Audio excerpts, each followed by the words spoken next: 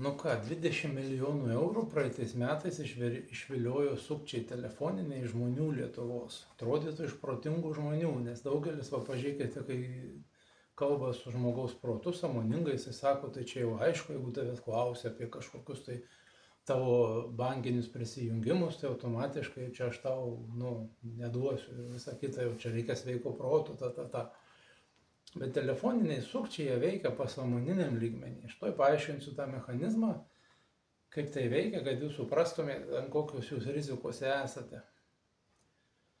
Dabar, kai paskambina sukčius, jisai dažniausiai prisistato pareigūnų, iš karto įsijungia ta hierarchija. Kažkoks tai, kur žmogų mokino paklusti pareigūnams, sistemai, kažkam tai reiškia iš valdžios organų paklusti. Jisai prisistato, žmogų iš karto įsijungia baimė. Ir automatiškai baimė ir skuba. Jie pradeda sakyti, jūsų pinigam gresia pavojus ir reikia greitai daryti sprendimus. Ir tada jau loginis protas nebemąsto, įsijungia tik tai automatinės 5-mečio tos programos, kurios surašytos. 5-mečio vaiko pasąmoninės programos, automatinės.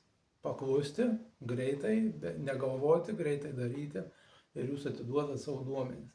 Praeina laiko, jūs tada ir daugelis žmonių supranta, kaip čia aš taip atidaviau, net nesuprantu, kodėl aš įvykdžiau tos veiksmus. Už tai, kad jūs neturite autoriteto ant savo pasąmonės.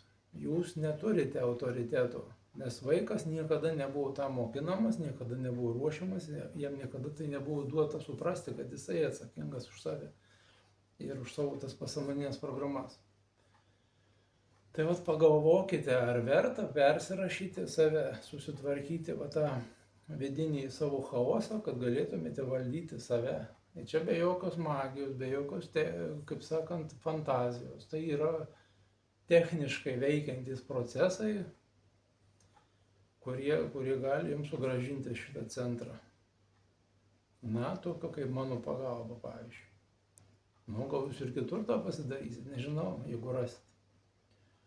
Bet aš žinau, ką aš sakau, žinau, ką darau ir tai kuo puikiausiai tokie rezultatai veikia. Jūs galite sutaupyti nedirbdami su savim, bet jūs prarasti galite visas savo santaupas tokiam atsiliepia, kada jūs neturite to centro, kur galite tiesiog nebe iš proto pozicijos, o pasąmonė bus tvarkingai sudėliota, kad jūs būsite vientisas ir jūsų pasąmonė bus suaugusių žmogaus ir jisai iš karto pasakys, tu čia, kaip sakant, supras iš karto, nebebus baimės, nebebus skubos, nebebus to autoriteto, kuris kažkoks tai primestas yra ir jūs lengvai galėsite tą padaryti. Tai pagalvokite apie tai, ar jums verta tą pasidaryti.